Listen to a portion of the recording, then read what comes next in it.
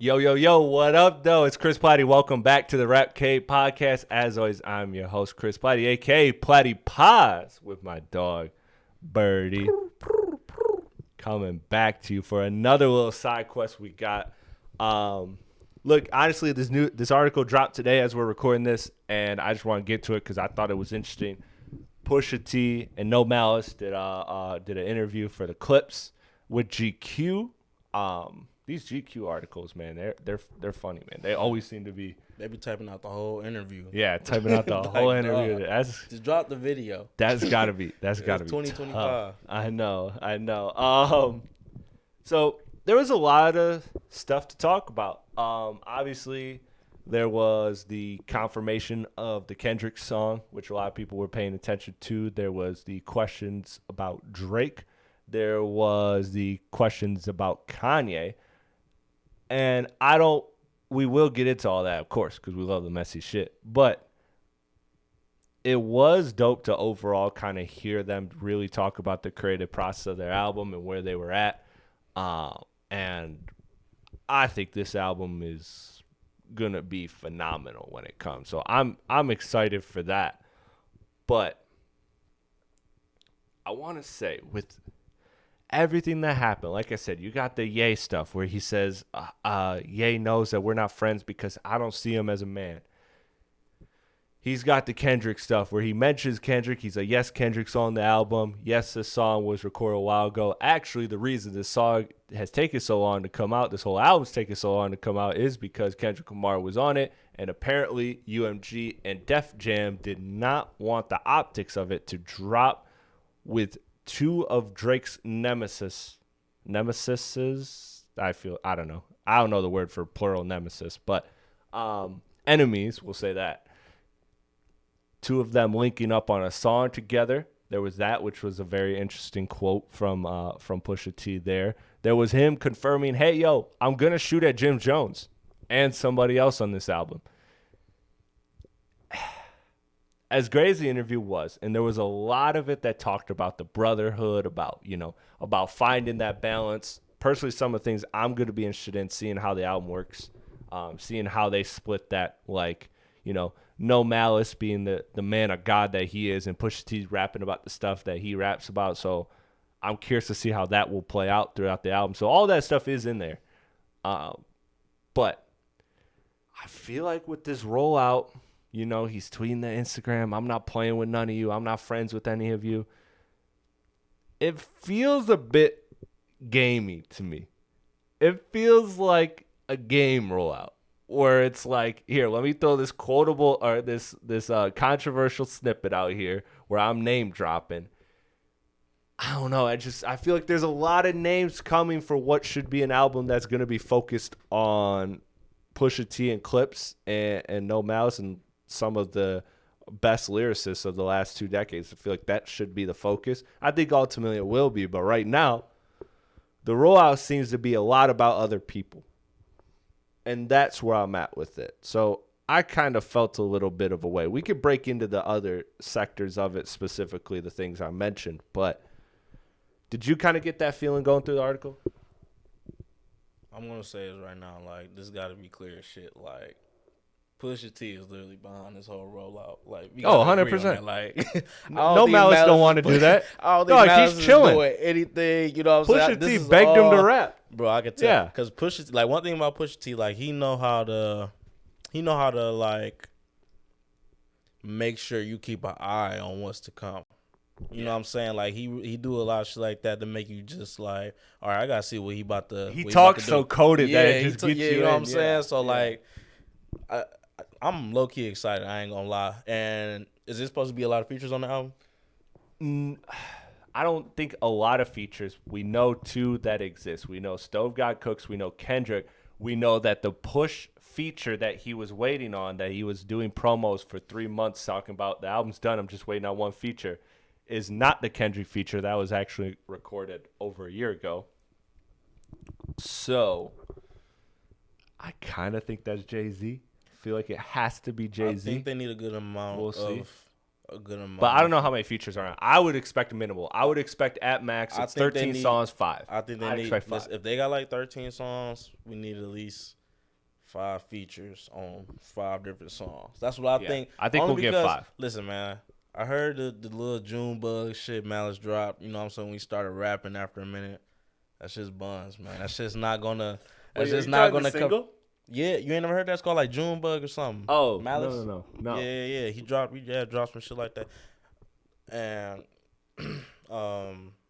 that shit wasn't sounding like it. And if he rapping like that in 2025, that shit really gonna kill literally half the album. But that single was good. He was rapping good on that, I think. I actually didn't get to that new single. You talking about that Ace? Yeah. Ace Trumpets or Ace Trumpets, yeah. I ain't listened to it yet, low key. Yeah. No, So that one's fire. That was fire. I gotta get to that. So yeah, I would say listen to that and then see where you're at with the album. Cause I don't know that's what's on you're talking about. I feel like that's probably a throwaway. I can't remember. It was just like, you know how you hear some shit, you remember his ass, you just never go back to it. Like it was one of those, but like is he not doing like no pastor type talk type shit? He just like just rapping just. Yeah. So he's like rapping. Everybody Twitter just had to point out a million different times that he didn't cuss and that it was dope that he didn't cuss. And I knew he was. That's why I didn't even ask. I'm like, all right, you gotta expect that from No Malice at this point, which he changed his name from Malice to No Malice. I don't even understand how Kanye dropped Donda and they didn't even throw Malice on the motherfucker. Like, he been doing this shit. I know. He been doing this shit. That's the one you go to. Yeah, for sure. Well, at least have him write that shit. Exactly, type shit. Let's talk about the Kanye part. So this sounds like, from both sides, like a bridge burn. Now, we see this all the time, like, you know, bridges seem burned and then they reconnect. But Kanye's tweeting, or Ye is tweeting, excuse me. He's tweeting, I miss me and Push's friendship. And Pusha T's tweeting or saying in interviews, we're not friends because he knows I don't look at him as a man. Like, which is just probably one of the most disrespectful. Pusha T is so fucking good with words. Not even just in rapping, just like, he's the type of motherfucker that he will get you, like, he will get under your skin. Because he'll know exactly how to say it in a tone, in a way that just irks you. No matter if you got a problem with them or not, he has a way to just get you on edge, just to get under your skin. So I feel like that friendship is over. And Bush is fine. He's just going to go to Pharrell. Like, he's totally good. And I talked about that in the last episode, but I want to give Push his credit because I think it sounds like we're getting a good Pharrell, and I think that takes patience. And I think, well, on one hand, I asked the question, you know, how good is he for the fact that he's just been with Ye and Pharrell, been blessed with both of them his whole life. But I think you genuinely consistently see him bring out some of the best beats of both of them. So I think it speaks to Pusha T. So I think he's gonna be fine. But are you sad to see the Ye and Push kind of? I mean, yeah, end? Of course. Like, what was that album? Good Music album. That shit was a fucking classic, and I feel like Pusha killed every verse that was on there. Yeah, he did. Ye did his thing on there. Like, that's one of my favorite albums. I mean, if obviously he got Pharrell in his back pocket. My only thing with Pharrell is like I feel like he ain't really been making as good as beats like this. He hasn't, but when you hear this Ace of Trumpets beat, and the people that have heard the album are all saying nah, because like he's like, he forget about Chad Hugo and the Neptunes. That shit don't matter. Like, I like Pharrell the is Neptune just locked in. Era Pharrell type shit. Like, it seemed like lately, like he like on some. No, I agree with you. Like Tyler the Creator type way. I agree with you. Beats, Big you know AP brought that up on, I think it was our last episode. Like, Pharrell's kind of low key been. It's like a Tyler been Creator, on a cold streak. Kind of like a Swiss Beats. You know what I'm saying? You just hear some trash cans banging, a whistle, a random whistle and shit. You know what I'm saying? A nigga screaming in the tunnel. I don't even know what's going on. I'm not saying all that. Bro, I don't know, bro. I feel like since Happy, I ain't heard no good beats. Am I tripping? Right. Am I tripping? For real. Right. Like that. I'm trying to think of like one good Pharrell beat since Happy. Oh, man, he's locked in making music. Man, I need him to bail me out. I need you to bail me out. A good Pharrell beat past Happy. He's got one. Come on. Give me 3. Cause you should know. Hey, neck and wrist. Neck and wrist. That's a tall order. He say that's a tall order. Neck and wrist, I'll put up there. I mean, define good, call my bluff. Anything. Call my bluff, If yeah. any of them, they're off. It's almost dry. That's like what it is. Facts. What's the album? It's almost dry. Yeah, the one we had as a vinyl last week. Yeah, but also put some respect on Tyler Creator's name. You better for real now? Hey, bro. Man. That's a video. Look, he heard. Okay, never mind. Actually, no, you saying right now. Okay. He heard. I did just say he like kind of been fun. Yeah. Man, he heard that slander through the headphones. That's crazy. Yeah, I hear Tyler. Whenever I hear Tyler slander, Sonic hearing. It goes off like Yeah, it's a different sound wave. That's why you pick it up. Shout out to Big AP. I hope a lot of the mics caught that. We'll see, but we'll see in the edit. But that was great. Moving on to did you make anything of the, because we got to reach our quota of the Drake Kendrick stuff about the fact that UMG didn't and Def Jam decided, hey, it's probably not good to have Push and Kendrick on this album together. You should get rid of that feature. Pusha T saying no, and then that leading to him getting out of his Def Jam contract and going to Roc Nation. So if you want to go that conspiracy route, you can go that conspiracy route with Roc Nation. Jay-Z was off the year. Don't let him release that. Yeah, no. They ended up dropping his ass. Jay-Z like, come here. We'll drop it for you. Yeah, no, and you can read the tea leaves, all the Drake Roc Nation tension too. Do you feel there's anything there? Do you think that like even matters or proves anything? Because right now, I think part of the narrative that's Drake is putting together is that, hey, the industry has for the last year and a half now kicked my back and said fuck me. This sounds like to me a situation where they're kind of defending him.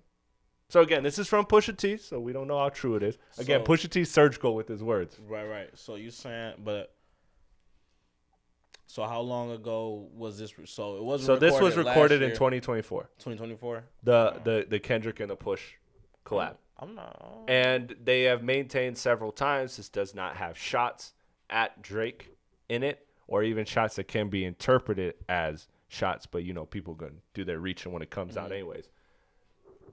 So, despite all that, the word from Pusha T is that UMG and Def Jam stepped in and said, hey, not a good look for us to put out an album right now where you two are linking up.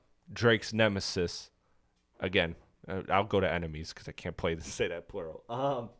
And this was last year, right? Yes, and this is last year. Like after the beef, before the beef? Yeah, so like after the beef, or I imagine during the beef. Because Push said the album's been done for a year. And so that was the holdup, was this feature that led to several arguments, which led to them getting out of their Def Jam contract and then finding it through Roc Nation. I think the album was done before a year, though, because they said they were supposed to drop it last year. Yeah. So, I don't know. Maybe it was in the works for the past 5 years or something. I don't know. But well, no, it was definitely in the works for the last year and a half, 2 years, but it probably finished at some time during the beef. Okay. All right. Or a post beef. Okay. So it was probably done in this, if I'm guessing, the spring. And it was, last year happened, and that was obviously a big topic conversation for the rest of the year.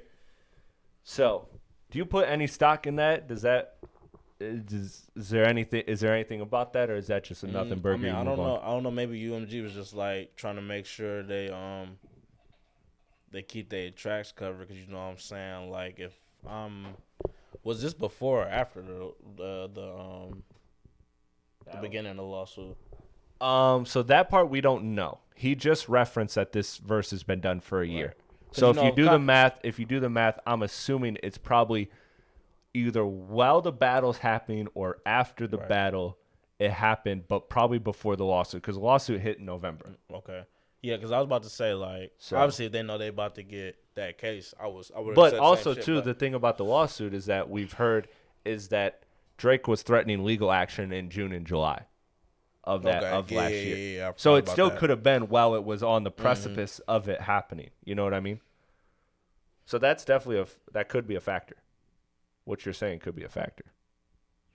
I'm not 100%. I don't know what UMG like really going with this because it's like you dropped a song with fucking Pusha T and Kendrick on it. Like you should be expecting some compensation off that. Like just Kendrick, that would be a song that would Kendrick do well alone, number-wise. obviously, but then it's like the two niggas that quote unquote fuck Drake up. You know what I'm saying? Like that's money right there. If I'm looking at it from UMG standpoint, so maybe they like knew around this time that this case was coming. Like so we can't even be. Let's not go over the top with it. Yeah. I don't know though. I think a lot of the people that are up top and in charge, I think if you really think about it, a lot of them are the people. They have such an ego about it. Like I don't see them. I don't know. I find this whole thing kind of a little bit hard to believe because one, I don't know how actively UMG is going to get involved in rap beef, other than if it makes them a lot of commissary, like it did with the last one. Right. But how high is Pusha T, who's a very successful artist, by the way? I'm not diminishing him, but how high is he on the UMG radar? Like, I'd imagine not that fucking high when you have all of the artists that UMG has. So, like, for this to kind of reach you, I don't know. I feel like in some sense, I almost want to say this is like Push just like making shit up to like to say something, but I don't know. Maybe it is the truth. Think of this though, like I feel like any artist, like once that beef spark, like that's when you pop up on the radar. You know what I'm saying? Like fair. Like you know, Fulio wasn't no big rapper, but I'm sure when I see you drop, they like, oh yeah, we gotta make sure this get out. We get money off this. You know what I'm saying? This, that, and the third. Because you know what I'm saying? That whole little beef with him and Young and Ace, you know what I'm saying? That shit was hot for him, man. You know what I'm saying? Then you look at the YB, the Lil Durk. Yeah. After that, Lil Durk couldn't stop acting like he was about to motherfucking drop the hardest diss on his upcoming album every time he about to drop an album and shit. And I think we wasn't even talking about shit on the last few projects. He was acting like he about to drop disses on. So like just promoting beef just money in itself. So I feel like I said, once the beef spark, that's when you are on the radar of those labels because they know how much profit they're gonna get off y'all beefing. I think that's fair. Listen, man, I'm excited for the album. I'm really excited. I think at the very least it's gonna be a very quality album. It's gonna have great rapping. It's gonna have amazing beats, and from there we'll kind of see how it's all packaged together. But me personally, I'm not putting a lot of stock in this UMG Def Jam thing. I almost even want to say it's not believable, even though Pusha T's never given me any reason to believe he's lying. At the same time, I think Push is so calculated and cynical, I wouldn't put it past him to make up some whole ass story just to poke at Drake a little bit more. Oh, that's the other thing before we get out of here on this topic. The part about him saying you can't rate Drake because of the lawsuit. Now, I know we've kind of I don't think we've directly had that specific conversation. We've like referenced, like I've said, it's a very bad look.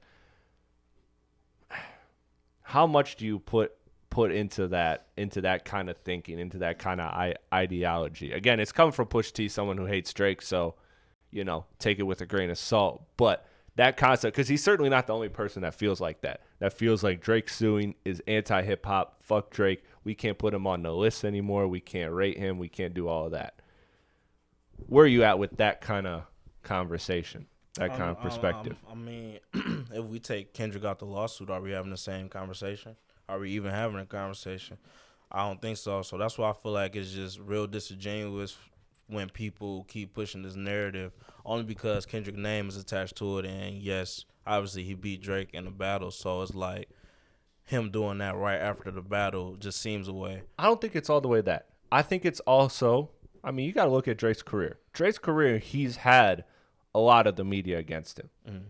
I think it's more not because I get what you're saying, like the angle of like because Kendrick is the guy who doesn't do any wrong and like anything against Kendrick is heinous, is, you know, an act of war. But at the same time, I'm looking at Drake as a guy that came in the game where, you know, people weren't really feeling him. You know, he definitely had his doubters. He overcame that. And even while he was at the top, you had the ghostwriting. You had the he's too much of a pop star. People would say he's not a rapper, he's a pop star and this and that, and like try to box him in. So I think it's more so, I do think it's something that in general, somebody of like that legacy it would tarnish them. But also, I think it's amplified because of Drake. And I do think the Kendrick thing is probably another factor, too. But I wouldn't put it all on the fact that it's Kendrick. I would put on the fact that Drake has always had this kind of weird relationship with the media where we love him for the hits, but then the critics will just always pan everything he does, call it lackluster. And then at the same time, his albums are at the top of the charts and doing pretty well. So I think it's that. And I do think there is probably again, Drake has a legacy. If who's ours? If Amine sues somebody, is that really going to be a big headline? No, it's not. Because are people going to say Amine's not hip hop? Probably not. Why? Because he's just not high enough on the radar. Shout out to Amine, one of the best albums this year. But I think legacy matters too. Don't that nigga 50 Cent be suing every fucking body? But not over raps. To be fair, but I hear you. I hear your point. So I hear your point. You can sue somebody. It just can't be over rap. It can't be over music. I'm just being the messenger. Well, obviously you don't. I'm just the messenger. Okay, you're right. I'm just the messenger, dog. I don't know. I was just saying though. Like, I don't know. That's a fair question. If the only factor is him suing somebody because of rap, makes him not rateable or whatever as a rapper, then I don't know, just sounds stupid to me, but I don't know. Everybody got their own rules they play by nowadays. Yeah. So to me, no. I mean, it's just like this industry shit. I ain't in the industry. I don't know what going on behind the scenes, just that and the third. I'm just on the outside looking in, man. From the outside looking in, I really don't give a shit. I don't think nobody should give a shit. I think it matters to the legacy, but I think taking them out of the conversations is just ridiculous. Yeah, we're just going to ignore this guy that had 20 years of fucking hits. Well, 15 years now, probably close to 20 years of fucking hit after hit after hit. So, that guy, we're just going to – that's like okay, if we saw tomorrow Alabama football cheated consistently. So what, we just going to act like Alabama wasn't just running shit for 12, 15 years? That's cheating. Like, ain't the same thing. Like, that's frowned. That's literally frowned upon universally. But I know what you're getting at. It's maybe not the best analogy, but I think that if you have that much staying power, yes, you can have your things that tarnish your legacy, that separate you. That hell, I haven't revisited where I have Drake at in the rankings post the battle. Maybe he does between the battle and the lawsuit knock down a spot or two on my list, but to take him off the list entirely is just foolish to me. That's ridiculous. I can't even come close to considering that. To me, Drake is still a no-brainer top 10 of all time, no matter how you slice it. I don't think there's really a case against him unless you're just, this is one of your things, and one of your things is no suing in hip hop. And if that's the thing, I'll say I strongly disagree, but whatever. Your opinion is your opinion. We'll leave it at that. I'm excited for this Clipse album, man. July 11th. It's gonna be a good week. So we'll be coming right up after the 4th. That'll be a nice little weekend album. That shit. I'm getting my niece. I'm introducing her to my side of the family. I'm gonna be playing that Pusha T, that Clipse. I'm gonna get it right early. I'm gonna get her onto the good shit. So I can't wait for that. But in the meantime, please like, comment, share, subscribe. Let us know in the comments below what you think of Pusha T's GQ article, what you think of Pusha T and No Malice's Clipse album will be like. What do you think of the Drake suing angle when it comes to that? Are you sad to see the Pusha T and Kanye friendship, or Ye friendship, ending? What do you think of Pusha T's rollout?